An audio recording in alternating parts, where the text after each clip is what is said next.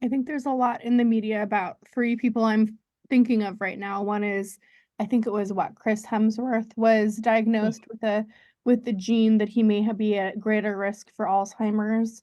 And I know that Bruce Willis has, I think, vascular dementia. Is that right? He And has a Yeah, he's a form of frontotemporal dementia. I'm happy to kind of chat about that too. That's a good one, yeah. this is Dr. Laura. Welcome to Mind Candy Podcast, where we empower women's voices and tackle current issues related to psychology. Hey everyone, welcome back to Mind Candy Podcast with Dr. Laura. Today I have an awesome guest. Her name is Dr. AmberRose Reale. She is a clinical neuropsychologist, and she is going to talk to us today about all things neuropsychology and all about brain health. So go ahead, take it away. Great. Yeah. So I'm a clinical neuropsychologist, and basically that means that my job is to work one-on-one with patients in more of a clinical setting to evaluate for any neurocognitive or cognitive disorders, things such as dementia, stroke, brain injury, Parkinson's disease. Basically, anything that can happen to the brain to make it not function properly is something that I can evaluate for with paper and pencil-based tasks. There are experimental neuropsychologists that focus more on research. And so the main difference there is that I'm actually working one-on-one with patients to do evaluations. I love it because it's very nerdy and all about the brain. And there's a lot of great research in neuropsychology that shows a very high correlation between our tests and brain functioning. So it's a very minimally, if not completely non-invasive way to evaluate for cognitive functioning. We can do it. There are pediatric neuropsychologists who focus on evaluating children for things like autism, ADHD, developmental delays, and then adult and older adult, which is what I do, which focus mainly on what I mentioned before, which are dementias, brain injury, stroke, Parkinson's, anything like that. And so my job is really trying to figure out, usually in the most basic way, if there's been a change, if there's something that's happened to the brain, either externally or internally, that's caused a change in how our brain is functioning. My job right now is in an older adults clinic, so I do a lot of evaluations with dementia. So we get a lot of older adults, which is anyone over the age of 65, who has had a change specifically more so in memory. And our job is to assess, is that change normal aging or is there something more going on? So our evaluations tend to be anywhere from about an hour and a half to 3 hours long. It involves about a 30 to 45-minute initial intake interview where we just get a lot of background information. We don't want to say something has changed when it's just something that's always been a difficulty for you. So it's good and very important for us to get that background information. And then, anywhere from an hour and a half to 2 hours of actual paper and pencil based tasks that look at memory, language, attention, executive functioning, processing speed, emotion, all of those different factors, all the things the brain can do. And from there, we can kind of compare it to normative data. So, what do we know about what the brain normally can do and our normal levels, and what is our individual patient experiencing? And we take that with the background information and kind of combine it to make it one whole picture of that specific patient. And then we can provide specific recommendations and guidelines based upon strengths and weaknesses. Awesome. So for our listeners listening in right now, I think a lot of people have a misconception about what a lot of things are because of what's on, social, not because they don't know it, but because of, what social media says, what, people in the media, all those like medical shows, and Mhm. they may not have a real idea of, what dementia actually is. So, Dr. Raleigh, what is dementia? Sure, yeah. So dementia is a very broad umbrella term. It's also called a major neurocognitive disorder, which is my preferred terminology, just because I think dementia has a lot of negative connotation to it. But basically, it's a big umbrella term, and it covers a lot of different subtypes. So Alzheimer's disease is the most prevalent of all of the neurocognitive disorders. Then we also have things like vascular. We have mixed types of dementia. And so dementia is a broad umbrella term, and it basically means that there is a change in cognitive functioning beyond what we would expect just for normal aging, but it's also impacting very basic daily functions. So things not no longer being able to manage your finances, no longer able to make your meals because you're leaving food, you walk away, you forget, it's now burning. Very basic day-to-day activities, needing help sometimes getting dressed in the very severe cases or end stages. And that's when it meets the criteria for a major neurocognitive disorder. but we also have mild neurocognitive disorder.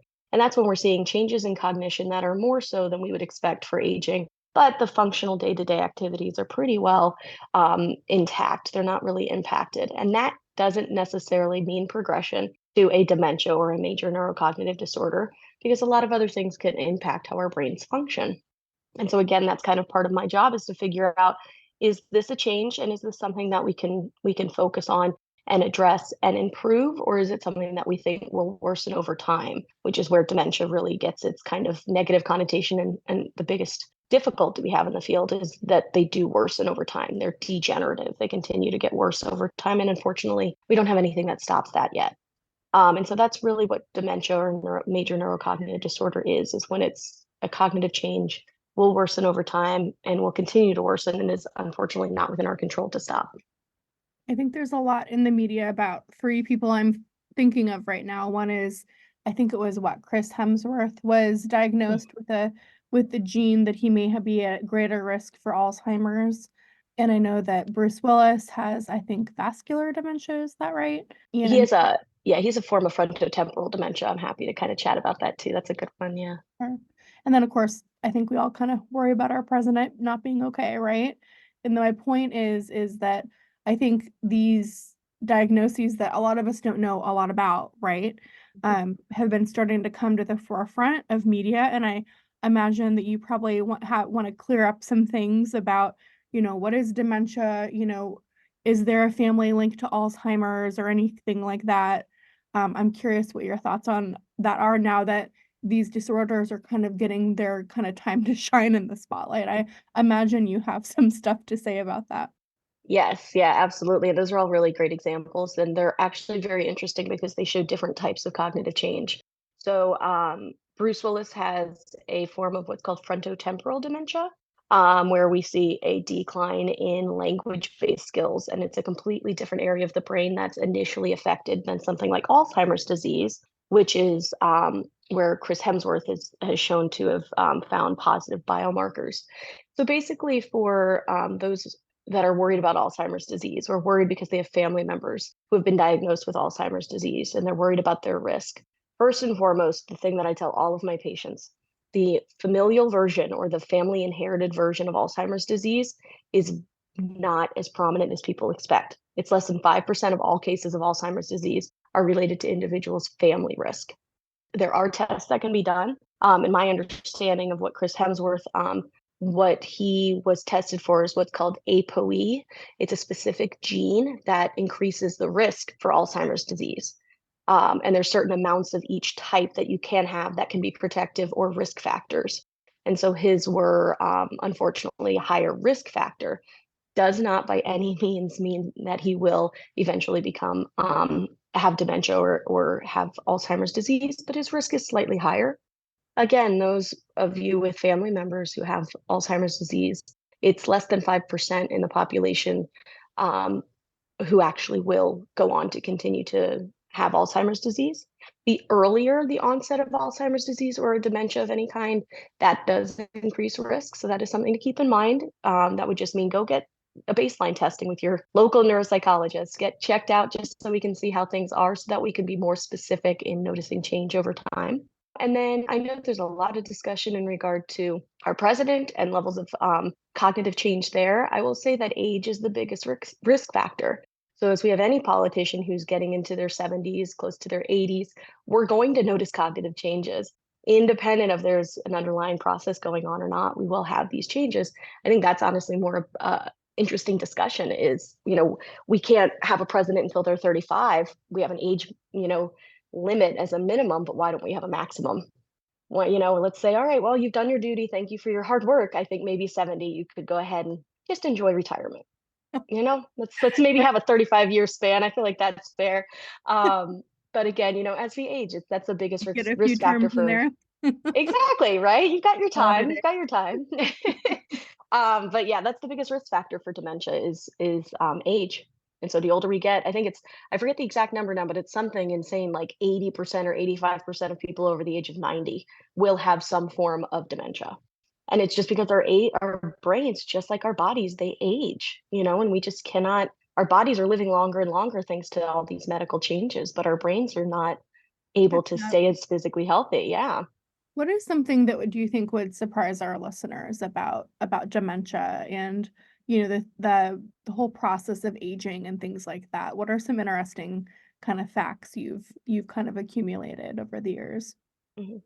Well, as much as it may be frustrating for people to hear, exercise and eating right are huge, huge things that are just so important in brain health, and not just opinion. There's research. I mean, there's absolute research that shows that it does lessen your risk for dementias. There's specific diets that you should follow. Exercising 30 minutes about 5 times per week is the ideal amount of exercise. And just doing those two things can substantially lower your risk for cognitive change over time. So I think all the doctors harp on it and want you to do it, but I'm There's a biased reason and I why. think the brain, yeah, exactly. I think the brain really needs it. And those are recommendations that I provide to every single patient that I have, independent if they have change or not. I also think that the brain is just the most amazing organ that we have. I think that it's responsible for everything that we see, everything that we do, everything that was built, everything that leads to progress, everything that's happening around us is really because the brain, in some form or another, came up with that idea and executed it. And so, individuals who think they may not be book smart, well, that doesn't mean that they're not artistic. That doesn't mean that they don't have other things to offer. And so, I think understanding that brains and intelligence don't just mean necessarily education or necessarily a high paying job, right? It's more than that. And I think everybody has strengths and weaknesses. And I think that's really just beautiful about the brain. That's really nice. I like that a lot. Thanks. What do you think if females listening specifically, we deal with a lot in our daily lives, right? We're kind of carrying around a lot of the, emotional weight of our lives beyond the cognitive, right? What are some ideas you have for them if they're wondering, like, okay, how do I keep my brain healthy?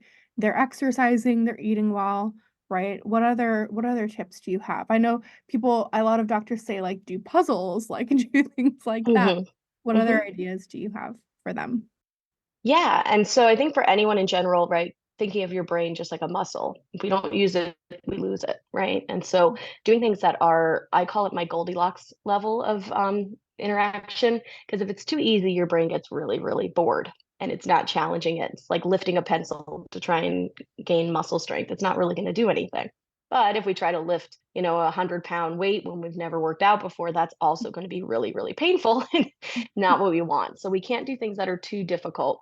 We need something that's just mildly engaging and challenging to keep your brain active.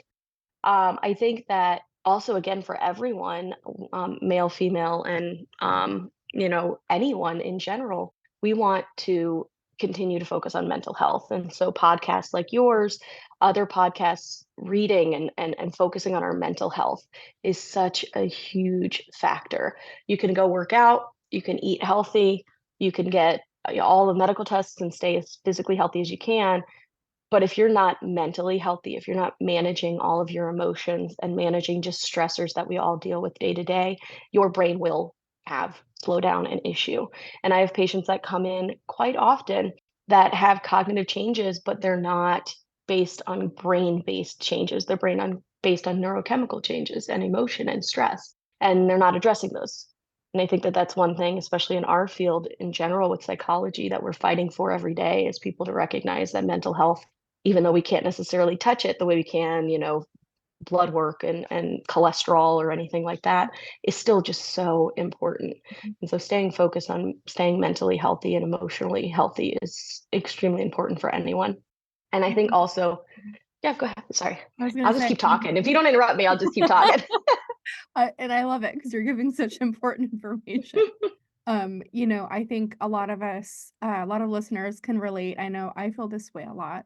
Then when we have a lot on our plate, when we're climbing the corporate ladder, when we're in grad school, when we're, balancing kids and, in work and, our social lives and marriages and relationships, it's a lot. And I've had a lot of people come into my office and say that they feel like their memory's going. Like there's, leaving keys in weird places and like just forgetting things and feeling very overwhelmed. I'm hearing that that's what you're speaking to, is that, I think a lot of us worry like, oh my gosh, right? Like I'm losing my mind, right? I'm becoming so forgetful. And I wonder if a lot of people, especially women, worry about that in day-to-day life. Absolutely, without question. We have a term that we use in our clinic that's called worried well. And we'll Mm. get patients that come in convinced that they have dementia or convinced that they have the beginning stages of a dementia, and they're 38 and they have 3 kids and they're a single parent and they're working 2 jobs to try and provide, and they just don't understand why they put their keys in the fridge. And they must have dementia. I put my keys in the fridge, I'm crazy. Well, no, no, no, no, no, your brain is overwhelmed. So your brain has a lot of bandwidth, but it's not limitless. And so I always use it kind of as an example of, if our brains can handle a bowl full of water, and it's usually filled up 75%, but then we get stressed or things happen and our bowl turns into a cup. Well, we have the same amount of water, but now it's at 99%. So we have less room for more things to be added before it overflows. And so that stressor is what's kind of condensing our bowl into a cup. We've got to be able to find ways to say no and allow ourselves that balance of, well, this is my limit, this is my boundary. I can't do this because my brain will stop functioning properly if I take on too much, or if I say yes to too many things. And so, again, that's why I find it really, really helpful to have podcasts and therapists and individuals in the field of mental health to be able to focus on that and help with coping skills, because it's really hard. And not to speak for all women, but I'll speak for myself as a woman. It's really hard to set boundaries and say no, and to put yourself first sometimes. And especially when you have family that you care for and you feel like they need to come first. Well, sometimes they do, but it's just like that. I also use this example in my office is, if you're on an airplane and the oxygen masks deploy, you have to put it on yourself first, because if you don't, you will pass out and you will be no good to anyone if you pass out. It's the same thing with your mental health. If you don't put yourself first, sometimes you will be of no use to anyone else. So you're not being selfish. You're actually being very selfless by putting yourself first. Those self-care techniques that Mm-hmm. psychologists like me preach in our Mm-hmm. offices every day. What I'm hearing is that you, as a brain expert, are saying, please do those things, because it's going to Yes. not only help your mood, it's going to help your brain functioning as well, which is Absolutely, yeah. And to be a little more nerdy about the actual components of the brain that are affected, our frontal lobe is highly involved in emotion functioning, personality, decision making, attention, processing speed. And our frontal lobe is the first thing that's affected when we are emotionally distressed, when we're having poor sleep because we're emotionally distressed, when we're eating poorly because of emotional distress. And what happens is those very basic functions, like paying attention to where I put my keys, those are no longer important to your brain. Your brain is fighting for whatever energy and focus it can get. And that's the first thing to go.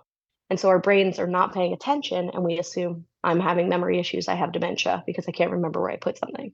Now, your brain is in fight or flight. It is in survival mode when it doesn't have enough to go around. And so, really putting in that mental health focus and setting those boundaries and taking some time for yourself, it's actually changing or affecting brain based behaviors.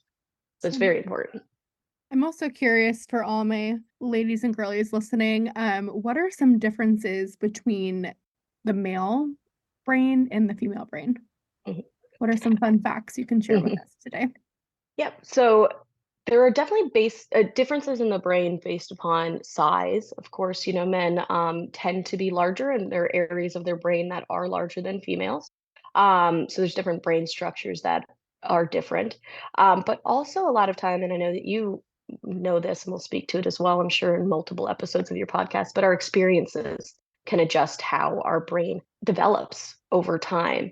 And so certain experiences that we have can have an effect on how areas of the brain function, on different things going way back to even, hunters and gatherers. Our brains are focused on nurturing and more empathetic kind of focus on things, whereas men are a little bit more driven by, let me find food for the family, and not necessarily let me make sure everyone feels safe. I'm going to make sure that they have food on the table. And so our brains, as much as they have changed over time, have not evolved as much as maybe we would like to hope day to day. And so it takes a little bit more effort for some of some women to kind of back off on some of what we overly emote, and also try to have male brains pull out a little bit more of that. And so there's still a lot of things that we can learn from each other in regard to kind of working on moving forward with developing and experiencing things.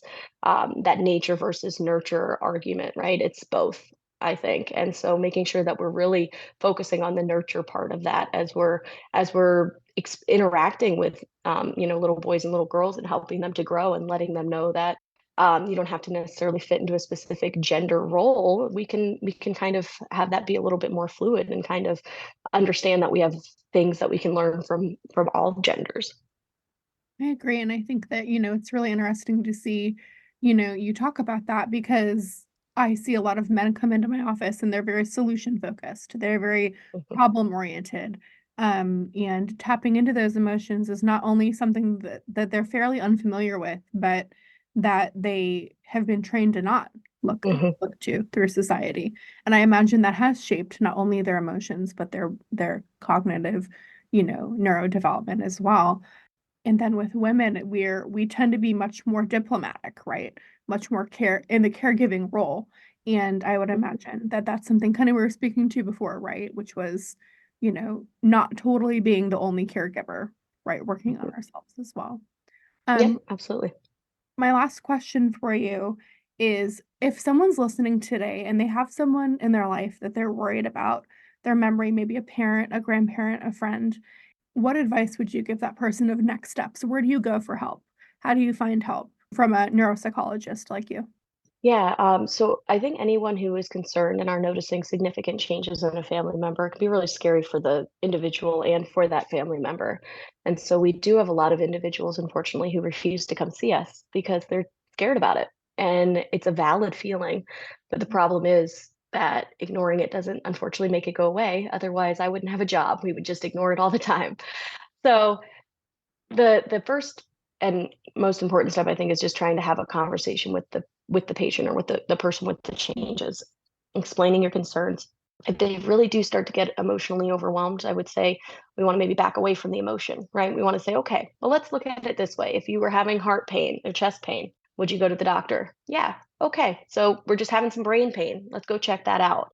Focus it more Love on that. that, make it a more health related issue versus something that feels intangible.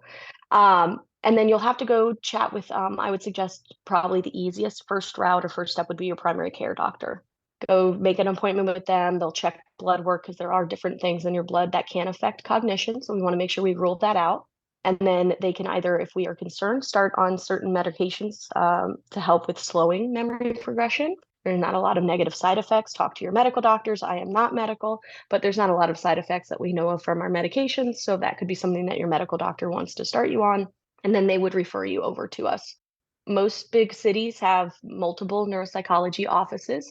The smaller cities, you may have to travel a bit. I'm currently in Fort Myers, and we're one of only a few offices, and there's only three of us. So unfortunately, the waits do tend to be a little bit longer. So in the meantime, while you're waiting for your appointment with us, start exercising, start eating healthy, get better sleep, right? We want to make sure that we're getting restful and restorative sleep. We want to start doing those mental exercises, right? Like we talked about. So there's a lot of things that you can do even before you come in to see us. But I always think of it as just like blood work. We want to get a baseline. We want to just check in, see how you're doing. And so knowing that there is a bit of a wait, just go ahead and start with those initial things that we chatted about, because I promise when you come to see me, I will tell you to do all of those things no matter what. So just go ahead and Be prepared. get them started right away. Exactly. Awesome. Exactly. Yeah. Yep. Awesome. Dr. Raleigh, thank you so much for your time today. I think Thank you for having me. we all benefited from this so much. I love the destigmatization of, brain health related problems. They can seem so scary and unsurmountable. So I think you really helped, kind of declassify that today and destigmatize it. Okay, so Dr. Reale has given me some awesome resources that I'm going to have attached to this episode for further reading with any questions.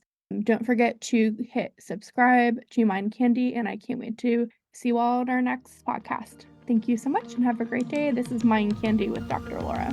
Hey everyone, it's Dr. Laura with Mind Candy. A quick note just to discuss, as I am an ethical psychologist, none of these subjects or the information in the podcast constitute any kind of therapeutic relationship. All of that information can be found in our terms and conditions. Everything we discuss on Mind Candy are the experience of myself and my guests, and it does not constitute advice or a therapeutic relationship. Thank you so much, and don't forget to hit subscribe.